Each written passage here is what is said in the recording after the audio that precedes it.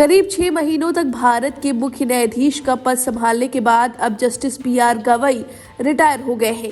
वहीं नए सीजेआई सूर्यकांत पद संभाल चुके हैं। इस मौके पर जस्टिस गवई ने एक मीडिया चैनल से बात करते हुए बड़ी बड़ी बातों का खुलासा किया है।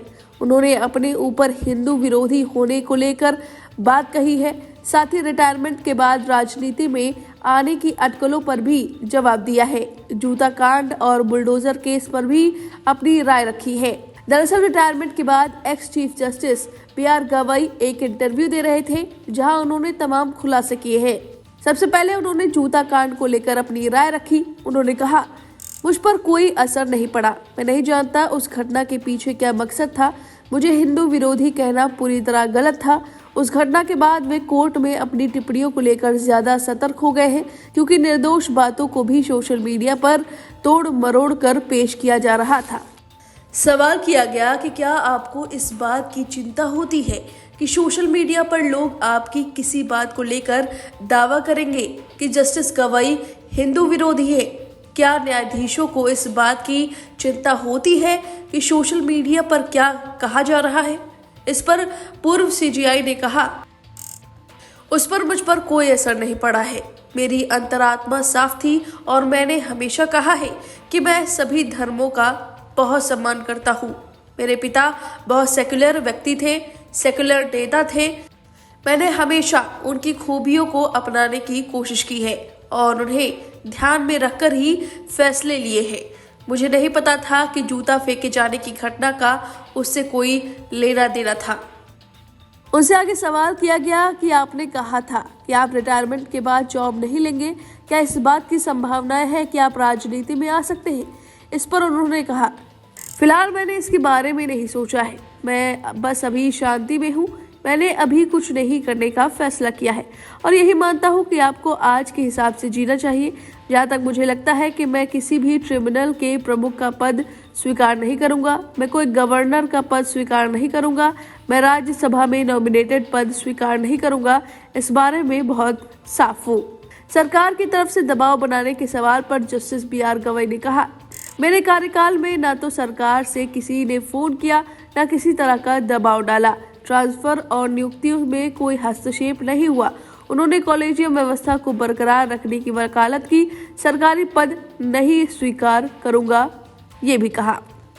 इसके अलावा उन्होंने अपने विदाई समारोह में एक नैरेटिव को लेकर बड़ी बात कही थी। जस्टिस गवई ने कहा था, कुछ लोग मानते हैं कि यदि आप हर फैसला सरकार के खिलाफ नहीं देते तो फिर आप स्वतंत्र जज नहीं है। ऐसा सोचना सही नहीं है। साथ ही पूर्व चीफ जस्टिस बी.आर. गवई ने अपने कार्यकाल में एक चीज न कर पाने का अफसोस भी जताया। उन्होंने कहा, मुझे इस बात का खेद है कि मैं सुप्रीम कोर्ट में किसी महिला जज को नहीं ला पाया, लेकिन हमने महिला जजों की सिफारिश की, जिसमें सुप्रीम कोर्ट की वकील भी शामिल थी। इसके बाद बी.आर. गवई ने आगे कहा कि अगर उनसे उनके द्वारा लिखा गया सबसे जरूरी फैसला चुनने के लिए कहा जाए तो वह बेशक बुलडोजर जस्टिस के खिलाफ वाला होगा। उन्होंने कहा, बुलडोजर जस्टिस कानून के खिलाफ है, सिर्फ इसलिए कि किसी व्यक्ति का घर कैसे गिराया जा सकता है क्योंकि उस पर किसी जुर्म का आरोप है या उसके लिए दोषी है। उसके परिवार और माता पिता की क्या गलती है? रहने की जगह का अधिकार एक फंडामेंटल राइट है। आपको बता दें कि शीर्ष न्यायालय के जज रहते हुए जस्टिस गवई 330 से ज्यादा फैसलों में शामिल रह चुके हैं। न्यायमूर्ति गवई दूसरे दलित और पहले बौद्ध सीजेआई बने थे। फिलहाल रिटायरमेंट के बाद उन्होंने पॉलिटिकल से दूरी बनाई है, लेकिन उन्होंने संभावनाएं जताई है कि आगे कुछ भी हो सकता है, लेकिन किसी भी सरकारी पद पर वो नियुक्त नहीं होंगे। इसके लिए वो पूरी तरह से साफ है। फिलहाल इस खबर पर आपकी जो भी राय हमें कमेंट करके जरूर बताएं। मैं सूर्यकांत। जस्टिस सूर्यकांत ने भारत के 53वें प्रधान न्यायाधीश के तौर पर शपथ ली। राष्ट्रपति द्रौपदी मुर्मू ने राष्ट्रपति भवन में जस्टिस सूर्यकांत को शपथ दिलाई। उन्होंने हिंदी में शपथ ली। शपथ ग्रहण के बाद उनकी मुलाकात रिटायर हुए जस्टिस गवई से हुई। बी.आर. गवई ने उन्हें गले लगा लिया, जो बताता है कि दोनों एक दूसरे के प्रति सम्मान और लगाव रखते हैं। यहाँ तक कि पूर्व चीफ जस्टिस बी.आर. गवई के बाद चीफ जस्टिस सूर्यकांत ही वरिष्ठ जज थे। और उनका नाम बी.आर. गवई ने ही सरकार को सौंपा था। और अब इस शपथ ग्रहण के साथ बी.आर. गवई की चर्चा होने लगी है, क्योंकि उन्होंने मिसाल के तौर पर बड़ा कदम उठाया है। दरअसल पूर्व चीफ जस्टिस बी.आर. गवई ने सोमवार को अपने उत्तराधिकारी जज सूर्यकांत के लिए आधिकारिक मर्सिडीज बेंच कार छोड़ दी। इस तरह शपथ ग्रहण समारोह के बाद राष्ट्रपति भवन में उन्होंने नई मिसाल कायम की। 23 नवंबर को रिटायर हुए न्यायमूर्ति गवई आधिकारिक कार से राष्ट्रपति भवन पहुंचे और समारोह के बाद अपने निजी वाहन से रवाना हुए। एक सूत्र ने बताया कि शपथ ग्रहण समारोह के बाद जज गवई चीफ जस्टिस के लिए आधिकारिक वाहन को छोड़ गए। वह राष्ट्रपति भवन से एक वैकल्पिक वाहन में लौटे, ताकि वह सुनिश्चित हो सके कि ऑफिशियल कार उनके उत्तराधिकारी के सुप्रीम कोर्ट जाने के लिए उपलब्ध रहे।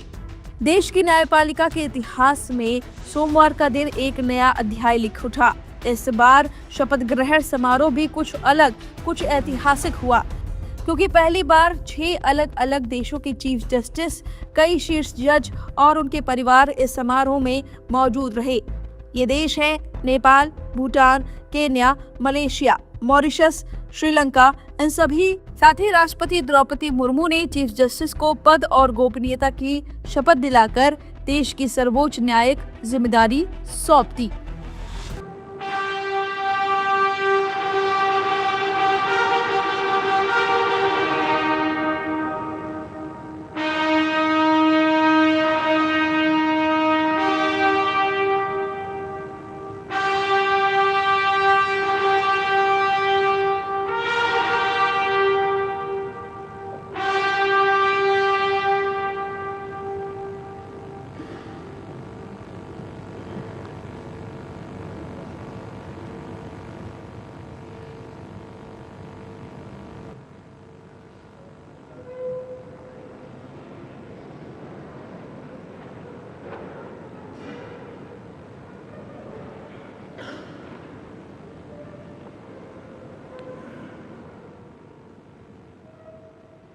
माननीय राष्ट्रपति महोदया, आपकी अनुमति हो तो आज के समारोह का शुभारंभ किया जाए।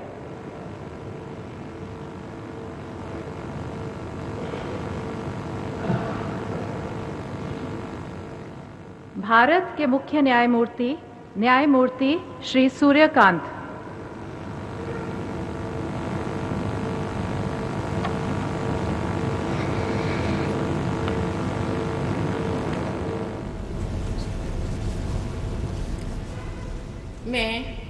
मैं सूर्यकांत, जो भारत के उच्चतम न्यायालय का मुख्य न्यायमूर्ति नियुक्त हुआ हूँ, जो भारत के उच्चतम न्यायालय का मुख्य न्यायमूर्ति नियुक्त हुआ हूँ, ईश्वर की शपथ लेता हूँ ईश्वर की शपथ लेता हूँ कि मैं विधि द्वारा स्थापित भारत के संविधान के प्रति भारत के संविधान के प्रति सच्ची श्रद्धा और निष्ठा रखूंगा। मैं भारत की प्रभुता और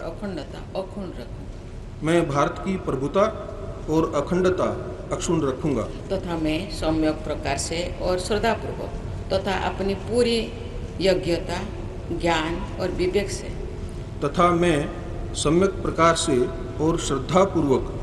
अपनी पूरी योग्यता, ज्ञान और विवेक से अपने पद के कर्तव्यों का भय या पक्षपात, अनुराग या द्वेष के बिना पालन करूंगा। तथा मैं संविधान और विधियों की मर्यादा बनाए रखूंगा।